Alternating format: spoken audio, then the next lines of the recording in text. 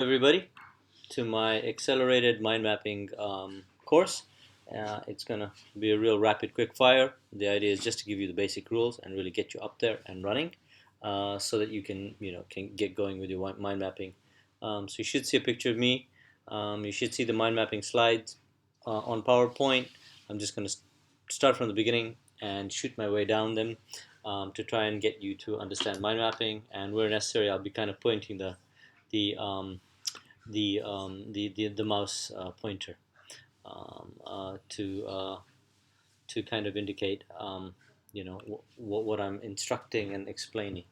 And then also you've got a picture of my villa there, Villa di Terzo di Danziano in Tuscany, and you're always welcome to come see me there for my retreats. Okay, so before I begin, I'm just gonna basically talk about what this is. This is the Tony Buzan mind mapping practitioner course, which I'm an instructor of. Obviously you need to become a practitioner, and a practitioner, there's like three full mind maps that I do as exercises.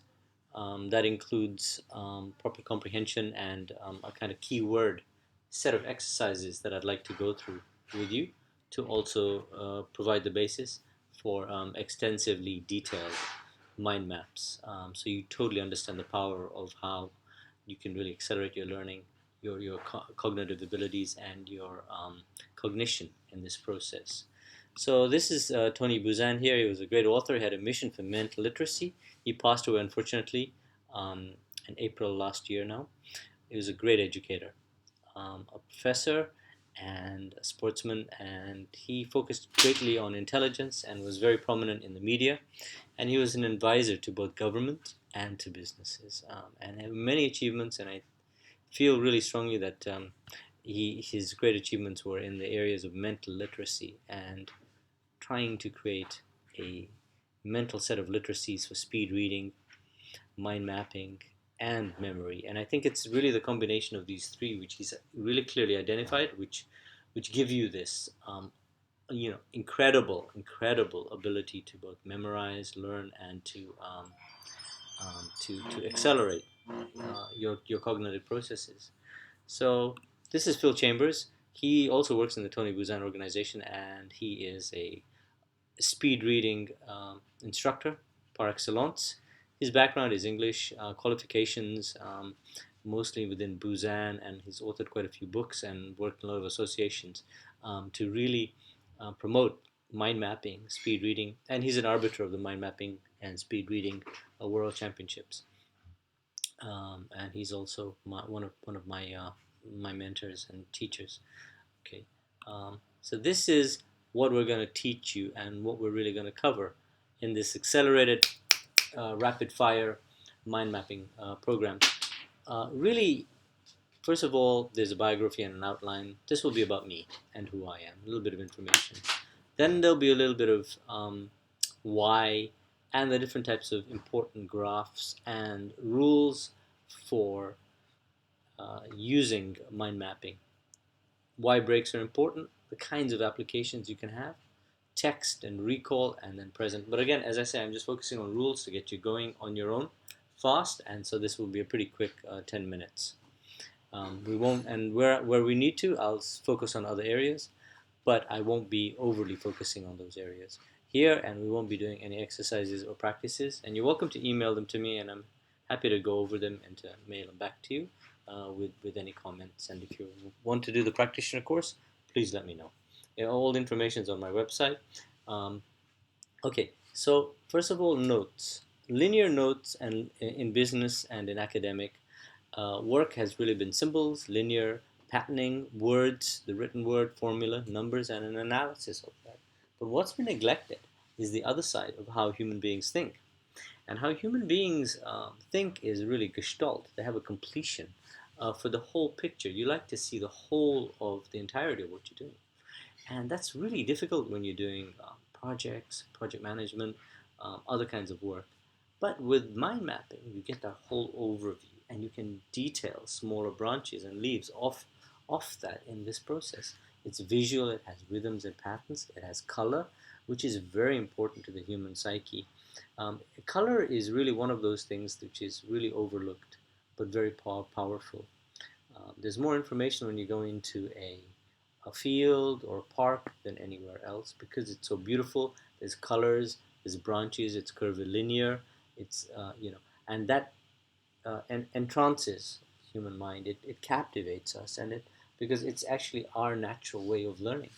Then association and how you associate all the different links is important, and then the imagination and the images and the space and dimension within which you place them. Of course, there's a whole bunch of other sensorial areas such as kinesthetics, auditory, what you hear, what you remember back, auditory digital, what you're saying back to yourself. And all of these areas all combine to create a much richer thinking, learning um, experience. So now let's start with this. This is a mind map. This is the beginning mind map. And what we've done with this mind map is we've focused on the specific rules. You have to have a picture in the middle. It has to have 3 colors. And that's really to implant in the brain what you're doing.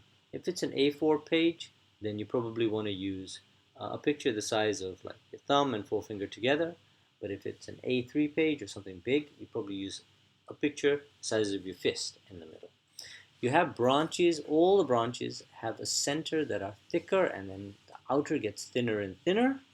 They're all organic and curvilinear.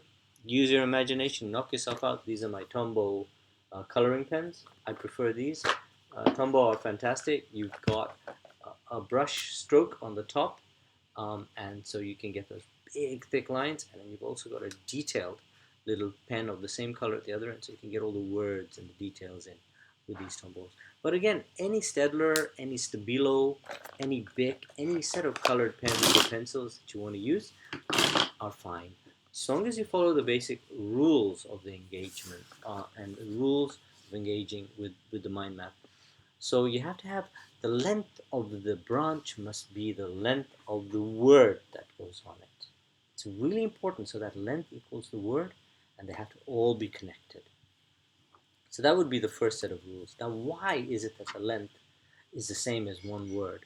Because one word per branch is important, because if you have a big sentence, that actually imprisons the brain.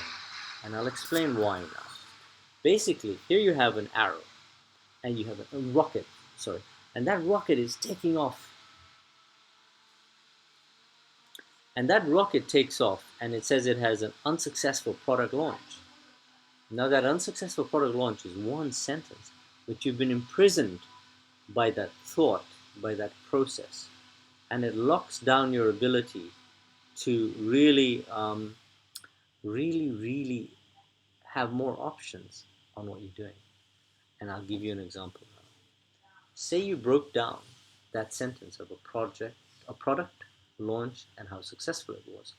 But this time you did the rocket, you did the product, and then you said launch, and then you said successful, and then you said on. Now all of a sudden you have other branches available to you where creatively, rationally, and logically you can think of different critical approaches to resolving your product issue. And so then from the product you also have market, you have a target with that target picture there.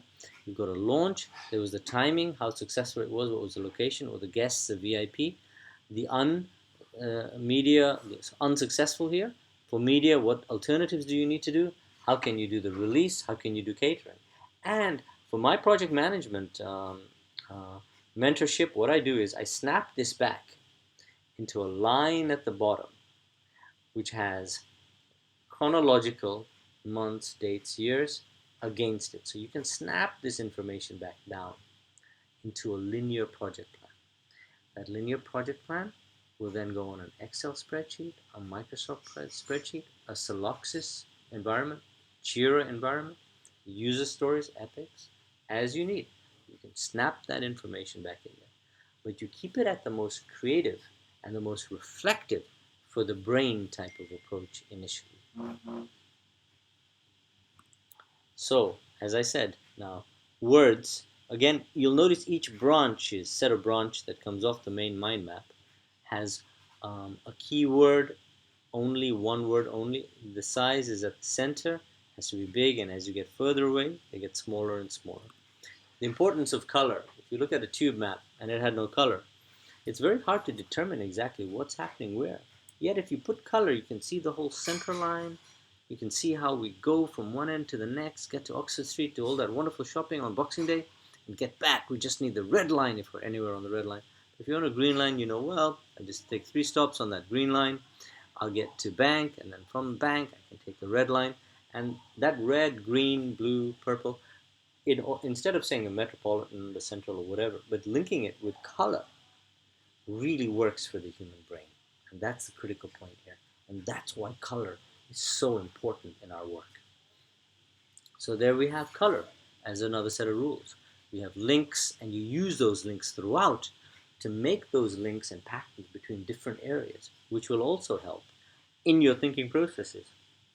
Okay, so then you have a picture like a camera. You have to remember this picture in the middle is always in the center. It has 3 colors. Make it as much fun. Do drawings, do symbols throughout. Code it. Use your own codes. You'll develop codes as you go on. For me, an orange color is always all about action and tasks. And for me, green is always about go, or red is always about areas of concern. So for yourself, you'll develop your own codes, and it can be a fun activity. And then you can use these links. Let's see, we talk about throughout here. We also talk about throughout here. And so you see a pattern naturally as a human being, and you link those two. And now if I asked you to count the dots in here, you could do that, but if I give you 10 seconds, it would be tough, but you could get it done. Now, how many dots did you see? That was the question. Yeah. However, if I put it in this format, Sarah, mom's calling you. It's family life. Okay. So there you go. Count the dots. And here, as you count the dots, you count them easier because you know there's 5 in each little batch. 1, 2, 3, 4, 5, 6. 5 times 6. 30. So that's why numbering and patterning and coloring gives you that information faster. Okay. So now let's put all the rules together. Now we have structure. We have basic ordering of your ideas. They have to be clear. You can order them 1, 2, 3 like that. Radiant hierarchical thinking. You have all these arrows.